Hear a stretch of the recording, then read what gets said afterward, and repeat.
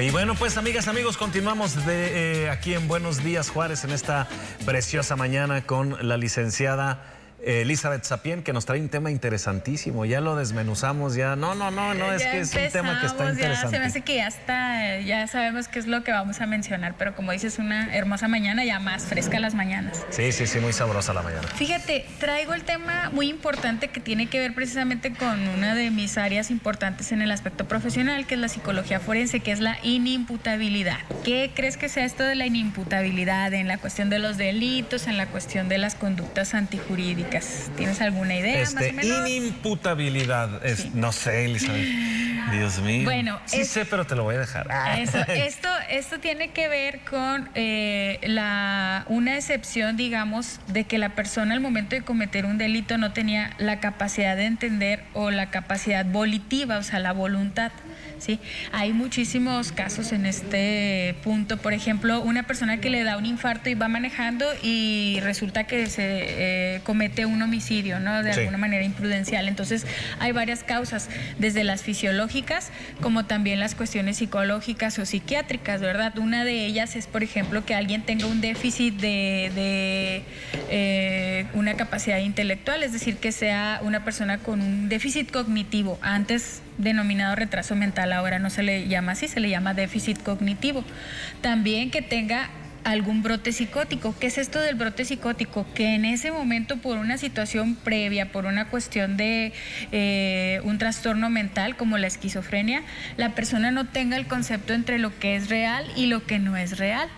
Pero ahorita, antes de entrar a esta sección, estábamos hablando precisamente de lo que es un psicópata y la cuestión de la inimputabilidad, y estábamos en esa discusión, sobre todo por un tema, ¿verdad? Muy actual. Exactamente, por un tema que es parte ya del colectivo, de la cultura popular, que realmente en las últimas semanas, pues, fue desenterrado y ahora todo el mundo se ha convertido en Jeffrey Dahmerlólogo. Exacto. Ya todo el mundo sabe y opina acerca vida y milagros de Jeffrey Dahmer, el famoso carnicero de Milwaukee, que falleció en 1994. Así es. Bueno, y hablando de esta cuestión, estábamos hablando de muchas cosas en cómo tratan la cuestión de la psicopatía. Efectivamente la tratan, yo le decía, yo que ya vi los primeros capítulos, puedo decir que la tratan de una manera muy apegada a la realidad, cosa que alguna vez en otro espacio con Alonso le he dicho. Por ejemplo, el asesino que plasman en Joker no tiene un perfil psicológico bien definido de acuerdo a lo que es un manual diagnóstico,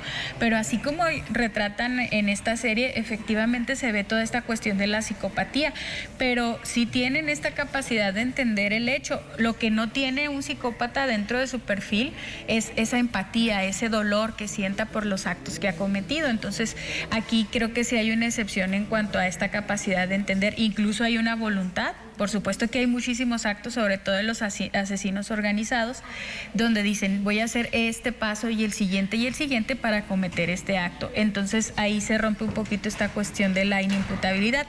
Sin embargo, no se le da el tratamiento adecuado cuando ya son condenados, porque no tenemos una estructura, un tratamiento como tal para este tipo de casos. Y también, pues, la cuestión de la cárcel no sería, pues digamos, no es algo que a lo mejor sea lo más adecuado. Tienen que tener también un tratamiento, pero no lo reciben. Por lo menos en México no hay lugares tan especializados.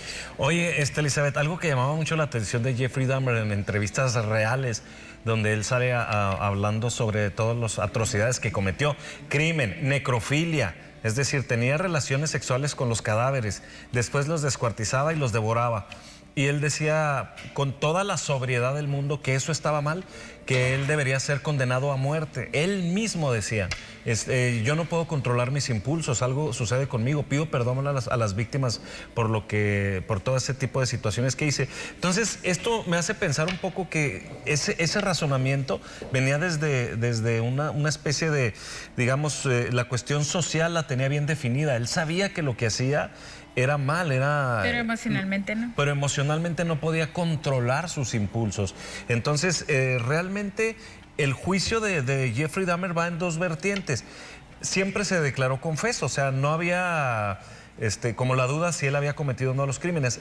La cuestión de su juicio era o es condenado como delincuente o es remitido a un hospital psiquiátrico. ¿Tú qué opinas? Así rápido ya para irnos. Yo creo que tendría que ir a un hospital psiquiátrico, pero también ha habido muy pocos buenos efectos en tratar lo que es la personalidad psicópata o llamada antisocial, que ahora se denomina así. Entonces, pero sí, la verdad que por el lado de las víctimas, pues querían un castigo y una situación de justicia más severa. Claro, y aparte fue un juicio que se hizo mediático. Muchas gracias, Elizabeth. Gracias. Nos vemos la próxima semana y vamos a todo lo que es el mes de octubre. Vamos a estar hablando de asesinos en serie. Ay, no es cierto. ¿Cuál sigue la próxima semana? No es cierto.